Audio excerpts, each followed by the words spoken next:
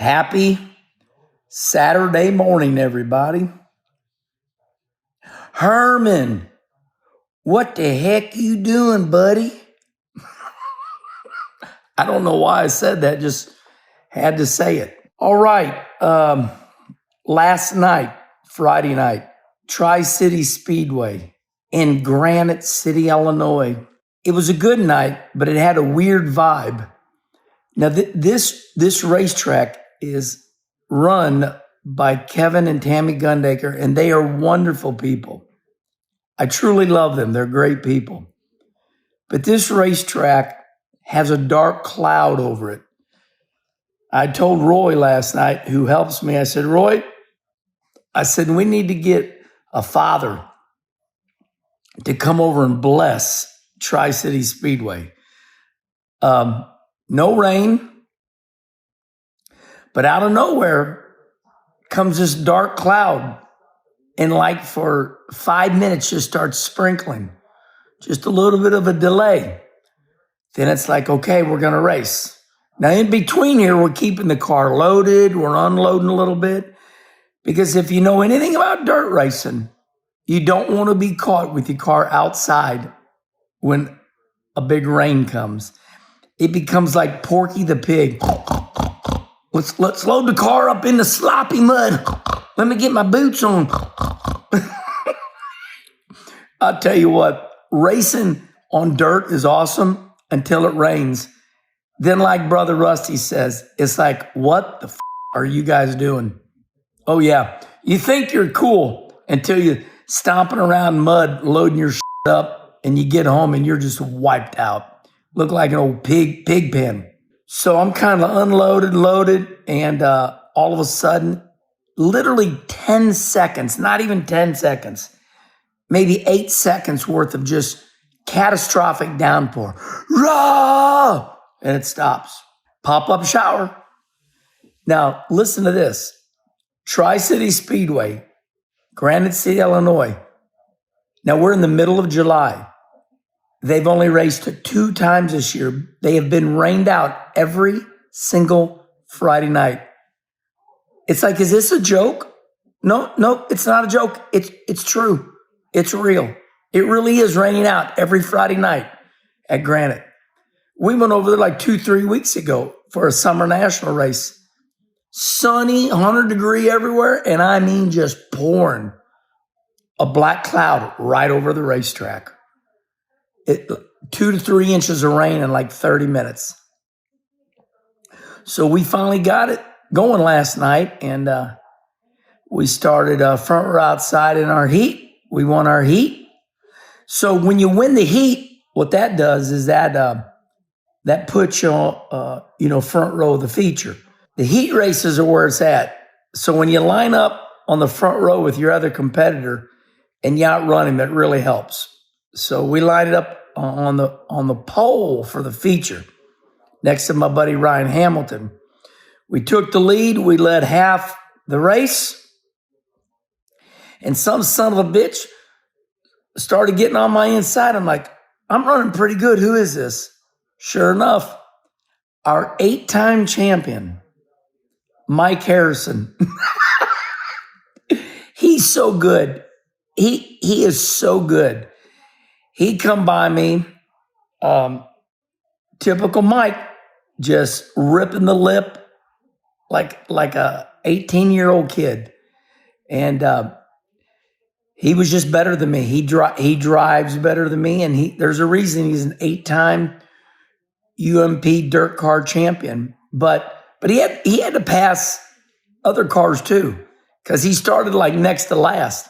So he had to pass everybody else until he got to me. It was a reminder by Mike Harrison. Hey, faces, I've been giving you all a break lately. I just came and just a little reminder. Mike Harrison has been running late models, driving for some other people. And he's been working on a new car design. And so congratulations to Mike.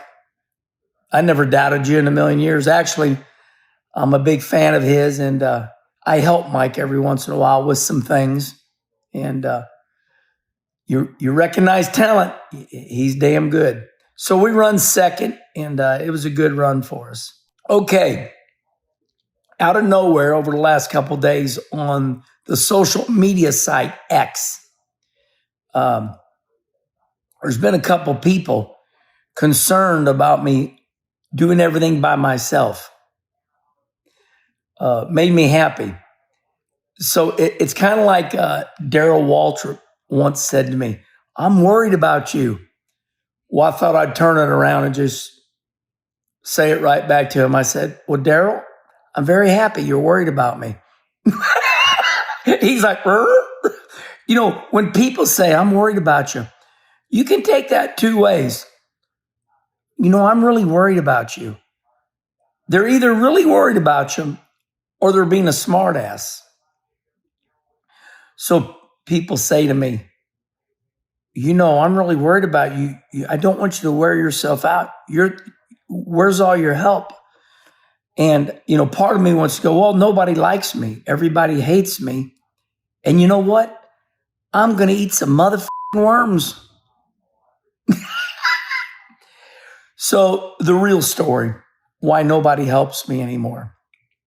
I don't want no fucking help. I don't want no help. And here's why. When somebody comes and they say they're going to help you, all it takes is for them to think they're helping and they do something wrong. And I've had people help me before. I don't know what I was doing, but years ago, I don't know why I was thinking wrong. I was busy and I said, "Yeah, bolt the right front shock on." Well, I had the shock on. Of course, they forgot to tighten the bolt. I mean, here, it was a mechanically inclined person, but I guess somebody got to talking to him.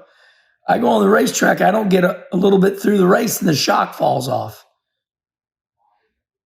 It's easier. I'm organized. It's easier for me just do everything myself, because then when you train the people, then they start getting in with you. And that's like, you pay for my pit pass, you give me a little money, you buy all my food. These people that want to help you, it's their way of getting in with you. Then all of a sudden you become Michael Jackson. Now you got this entourage that you got to pay for. And I just don't like help because they're a pain in the ass. They're in the way. Now the other real story, the real reason nobody helps me anymore. I'm 62 years old. I think Mike Harrison's the second oldest driver at 50. I'm 12 years older than anybody I'm racing against. So what's that tell you?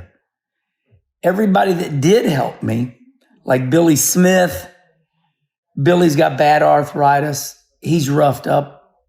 I love Billy Smith, but Billy can hardly take care of his own son right now at the racetrack. I love Billy. Don Schonberg, Big Don, his wife died of Alzheimer's, dementia. Don's almost 80 now. Tommy Boyd, Tommy down in Farmington, Tommy and Blake Hudson, they all had kids. Now they just fell right into that old, you know, I'm a dad, I got to take care of my kids. So it's pretty simple. This help outgrows you. Help outgrows you. It really does. They get older and they're like, "I ain't going to that old dirt track. It's nasty, dust flying in the air.